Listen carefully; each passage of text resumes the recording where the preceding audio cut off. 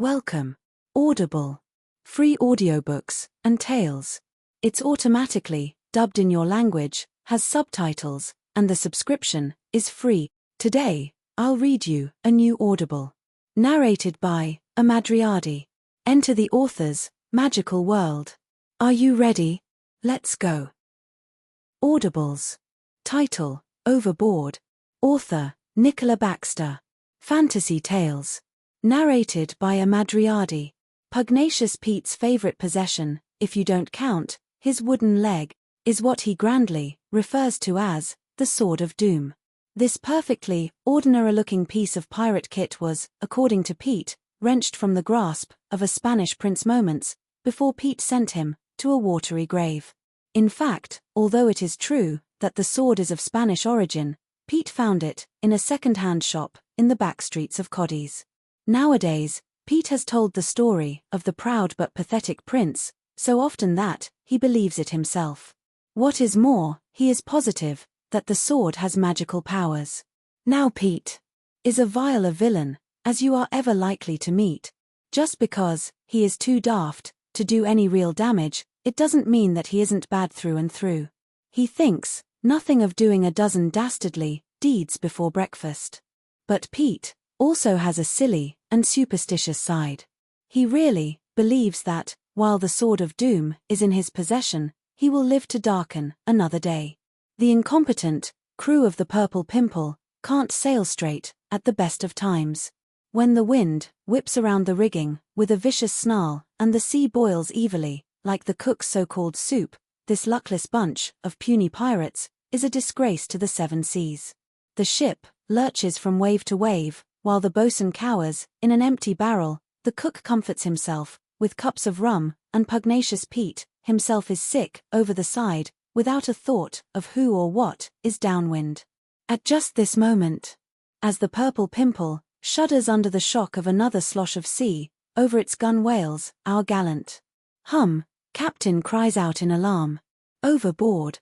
Up pops the boatswain, hopeful that Pete himself may be wallowing in the waves.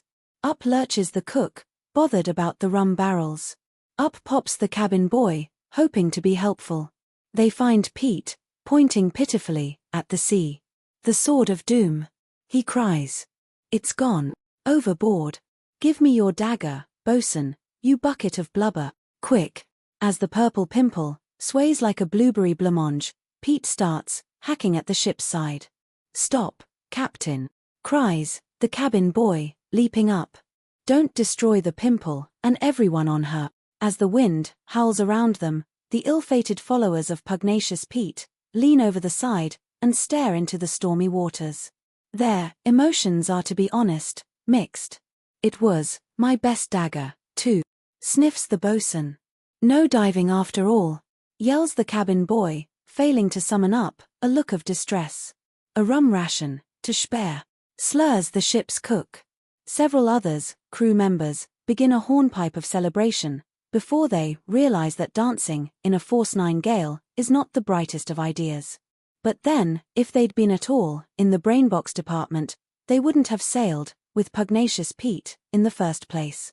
It is a just moment, that mighty wave, crashing onto the deck, with pirate pulverizing power, deposits a bedraggled buccaneer in their midst. It is pugnacious Pete himself, drenched, dazed, but definitely alive. Don't just stand there, yells Pete to his petrified crew. Help me up. Have you still got my dagger? Ask the boatswain. You didn't find the Sword of Doom, did you? Asks the cabin boy, trying hard to look happy. I want to go home, wails the cook, watching with horror as Pete downs a month's worth of this rum that ion to steady his nerves. Taking care of the captain fully occupies the crew for the next hour or so.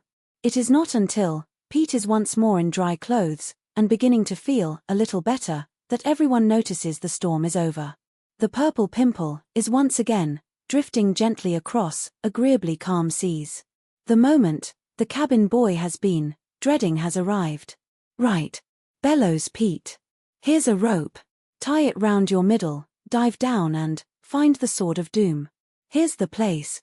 Pete points to an ugly notch in the woodwork. I'll float. says the cabin boy, and knows, the moment he says it, that it's a mistake. I can soon fix that, growls Pete.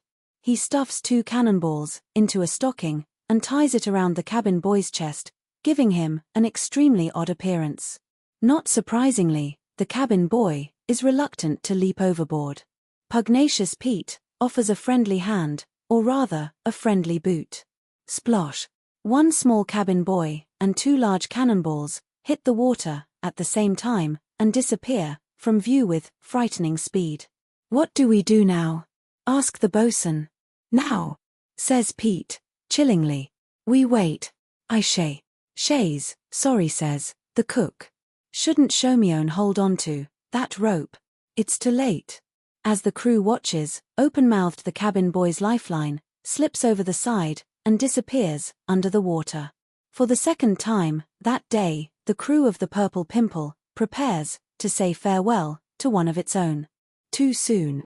With a triumphant shout, the cabin boy's head appears above the water. He is missing 1 lifeline and 2 cannonballs, but against all the odds, he triumphantly holds aloft the sword of doom.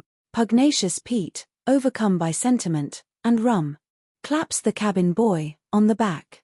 The lad is the hero of the hour. In what is perhaps the single most sensible move of his maritime career, the cabin boy decides to say nothing. Nothing at all. About the wreck he found directly below the Purple Pimple. It contains the wares of one Juan Peseta, supplier of fancy goods to southern Spain, including certain backstreet junk shops in Cadiz, who went down with his ship in a storm after unwisely overloading it with swords of doom. Definitely. New story in the next chapter, don't miss it.